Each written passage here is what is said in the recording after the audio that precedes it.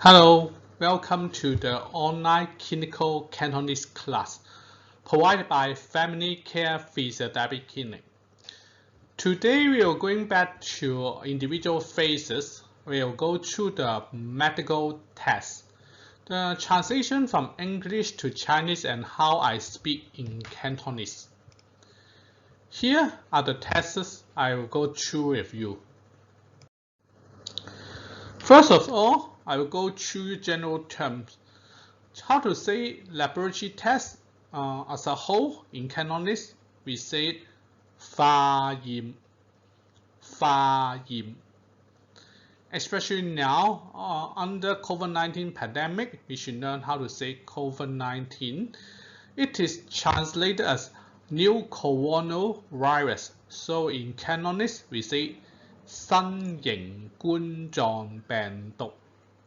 新型冠狀病毒.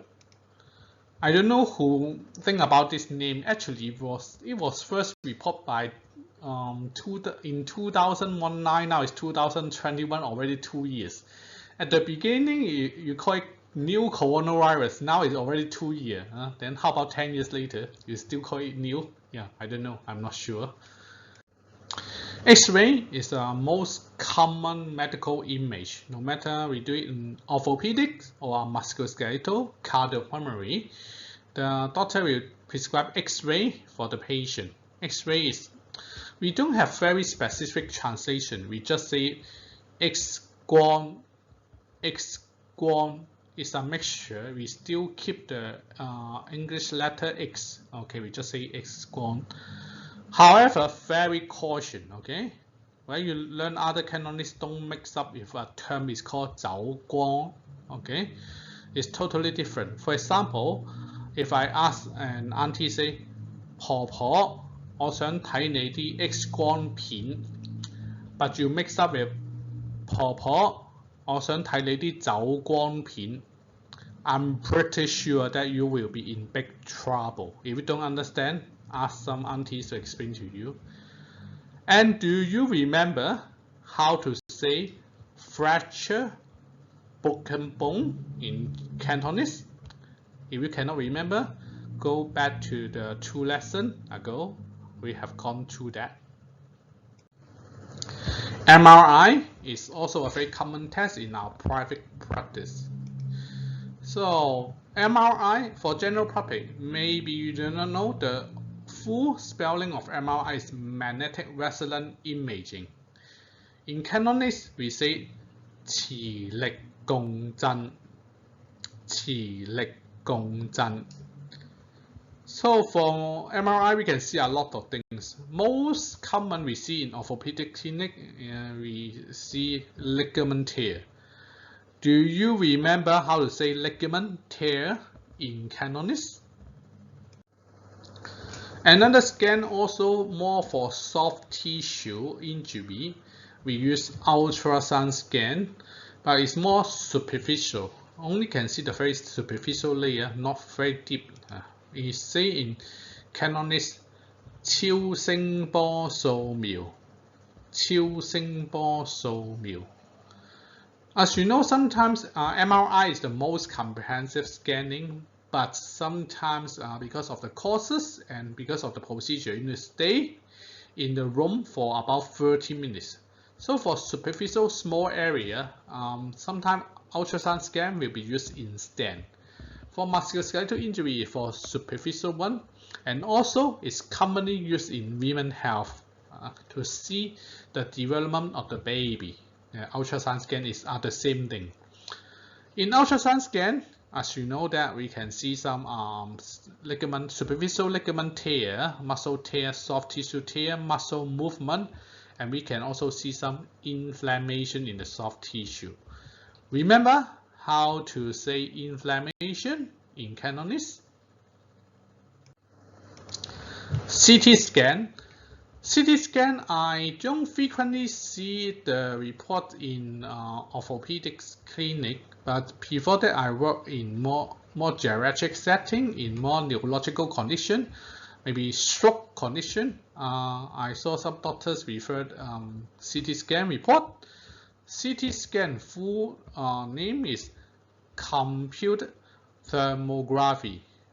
In Cantonese, it's rather simple. We say 電腦掃描. 電腦掃描 is conducted by computer, so that's why it just translate in this way. ECG is more for the heart. Electrocardiograph.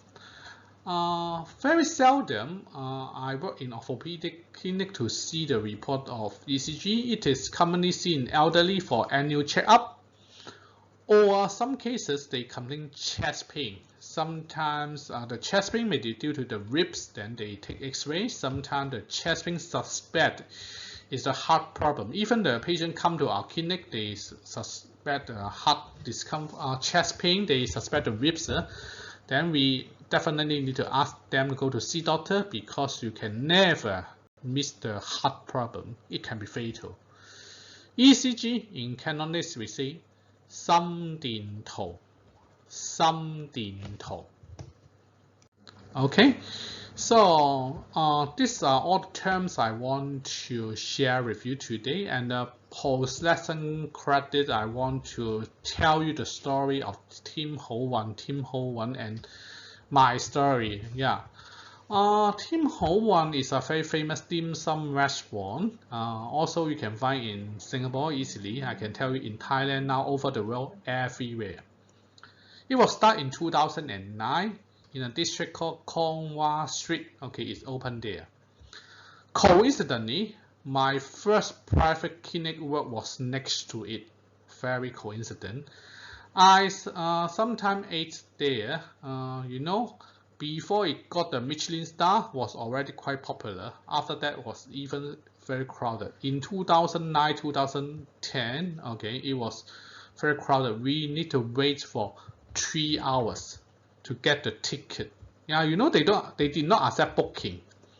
Need to go to the shop, get a ticket, and then they call your number, you can get in. Usually it's 3 hours.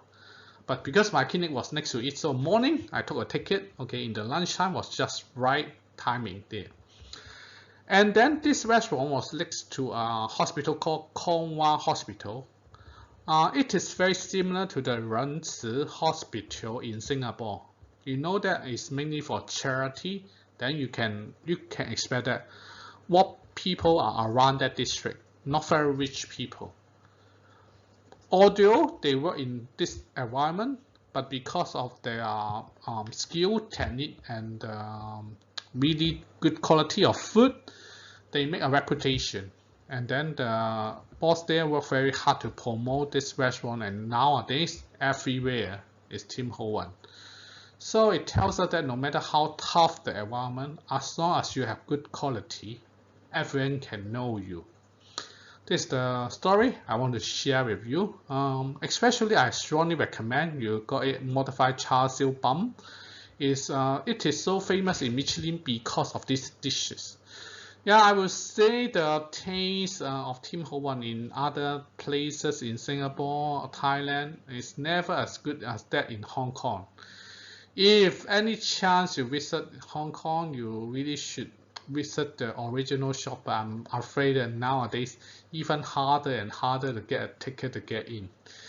Okay, so if you like this video, like and subscribe. See you next week. Thank you.